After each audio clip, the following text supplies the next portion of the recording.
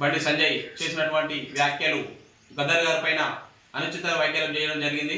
దీన్ని మేము తెలంగాణ రాష్ట్ర వ్యాప్తంగా దళిత బహుజన సంఘాల నుంచి డిమాండ్ చేస్తూ ఉన్నాము. తక్షణమే నువ్వు తెలంగాణ రాష్ట్ర ప్రజలకు మా యొక్క బహుజన సంఘాల నేతలకు కావచ్చు వెంటనే క్షమాపణ చెప్పాలని చెప్పి ఈ సభాపూర్వకంగా మేము తెలియజేస్తూ ఉన్నాము. ఇంతకుముందు అమిత్ షా గారు అంబేద్కర్ పైన వ్యాఖ్యలు చేసిండు. ఇప్పుడు ఈరోజు మీరు వ్యాఖ్యలు చేస్తున్నారు గద్దర్ గారి పైన.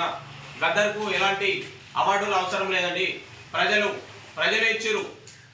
పెద్ద పెద్ద అవార్డులను సైతం ఆయన లెక్క చేయకుండా ప్రజలు ఇచ్చి ఉన్నటువంటి ఒక మంచి ప్రజా యుద్ధ నౌక గద్దర్ అనే ఒక పేరును మాత్రమే, ఆయన ప్రజల నుంచి వచ్చినటువంటి ఒక పేరును మాత్రమే ఆయన మనస్ఫూర్తిగా స్వీకరించిండు. మీరు ఇలా ఇచ్చే అవార్డులు ఆయనకి ఏమాత్రం అవసరం లేదు. అలాగే ఇంతకుముందు నుంచి కూడా ఇంతకుముందు మన హైదరాబాద్లో ఉన్నటువంటి సమతామూర్తి విగ్రహం ఏర్పాటు కూడా గద్దర్ గారిని మీరు ఆహ్వానించడం జరిగింది. మరి ఇదే నక్సలెంట్ అన్న భావజాలము అప్పుడు కనబడలేదా అని చెప్పేసి మేము ప్రతి గొంతుకతోటి మేము ప్రశ్నిస్తూ ఉన్నాము.